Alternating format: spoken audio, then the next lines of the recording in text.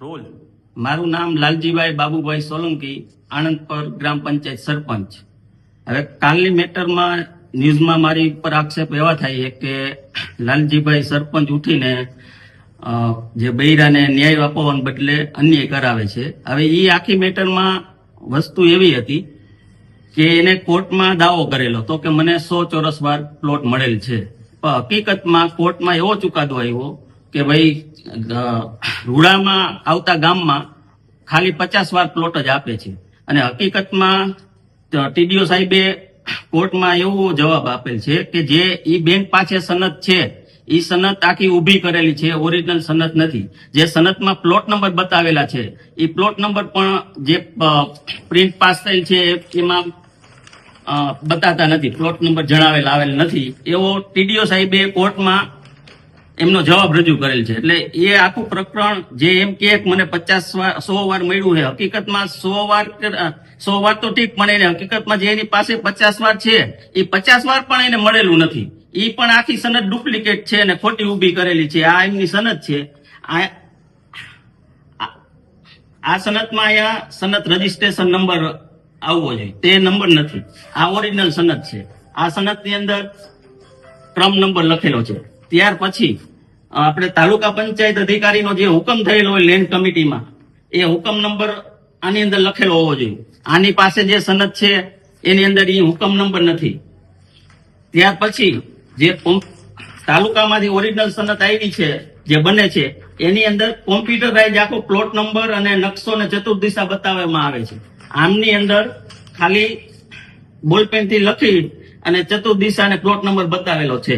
ત્યાર પછી બીજો એક આ ટીડીઓ સાહેબનો જે કમિટીમાં હુકમ થાય જેને પ્લોટ મળવા પાત્ર છે, એમની અંદર આ 5/7/16 ની તારીખે ટીડીઓ સાહેબે હુકમ કરેલો એવો એ બેન રજૂ કરે છે. હવે એની અંદર ટીડીઓ સાહેબની આ સાઇન છે, ઈ સહી અલગ છે.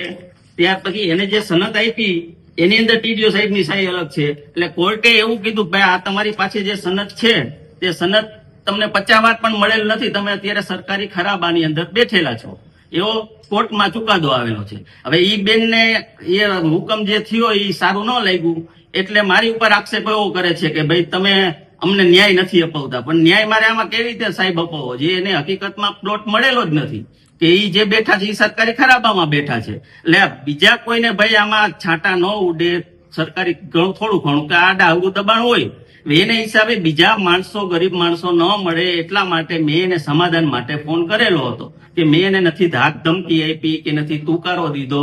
મેં ખાલી એને એટલું કીધું બેન તમારું આ જે છે એ તમે જો કાયદાકીય રીતે લડવા જશો તો આય પણ પડી જશે, એના કરતા તમે બેટર છે સમાધાન આ ભાઈ હારે કરી લ્યો, જગદીશભાઈ પીઠવારે. જગદીશભાઈ પીઠવાનો જે એની બાજુમાં જ પ્લોટ આવે એ પણ એ રીતે જ છે, ડુપ્લિકેટ સનદ છે, નથી એમાં સહી સિક્કા કે નથી તાલુકાની સ્ટેમ્પ મારેલો. હવે કઈ રીતે ગ્રામ પંચાયત આમાં આગળ પગલા લેશે? ગ્રામ પંચાયત આગળમાં આપણે સરકારને અનુરોધ એ છે કે ભાઈ આ જે છે કાંડ, આની પાસે ડુપ્લિકેટ આ સનદ ક્યાંથી આવી તેનો તપાસ કરાવે.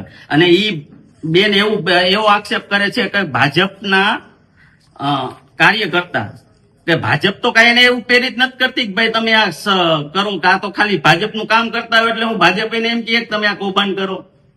ભાજપનું ખોટું આક્ષેપ કરે ભાજપ ઉપર પણ કે ભાજપના કાર્યકર્તા આવું કૌભાંડ કર્યું એમ.